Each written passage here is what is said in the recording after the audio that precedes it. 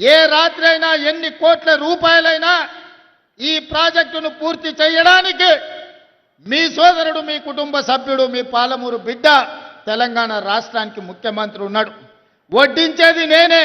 ఏ వరుసలో కూసున్నా మీరు ఆశించినంత వడ్డించే బాధ్యత నాది. ఈ ప్రాంతాన్ని పైరు పంటలతో పండించే బాధ్యత నాది. పాడి పంటలు పాలమూరులో పండాలి, ఈ దేశానికి ఆదర్శంగా ఉండాలి. దానికి మా యువకులు నడుము బిగించాలి.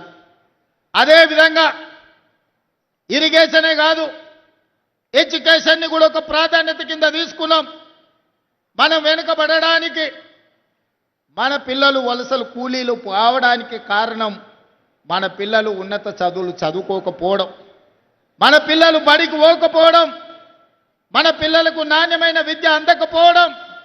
తద్వారా ఈ ప్రాంతంలో ఉన్న పేదలు 90% ఎస్సీ, ఎస్టీ, బీసీ, మైనారిటీ పిల్లలు ఎవరైతే ఉన్నారో ఈరోజు చదువుకు దూరమైనరు, వ్యవసాయ కూలీలుగా మారిన, వలసలు పోతున్నారు.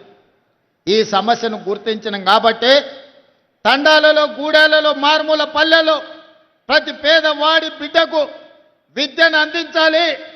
విద్య ద్వారానే వాళ్ళు గుణవంతులు, శ్రీమంతులు అవుతారని గుర్తించి ఈనాడు విద్యకు అత్యంత ప్రాధాన్యత ఇచ్చినాం.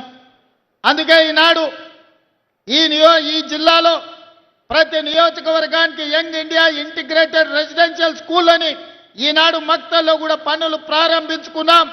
25 ఎకరాలలో భూమి అందుబాటులో లేకుంటే భూసేకరణ చేసి నష్టపరిహారం ఇచ్చి ఈనాడు 200 కోట్ల రూపాయలతోని young India integrated residential school 14 నియోజకవర్గాలలో. ఇద్దరు మనవాళ్ళు గెలవకపోయినా వాళ్ళు కూడా మనవాళ్ళే, మన సోదరులే, మన పాలమూరు బిడ్డలే అని ఆనాడు 2 ఇతర పార్టీ వాళ్ళు గెలిచినా అందరికీ young India integrated residential schools 14 ఇవ్వాలి.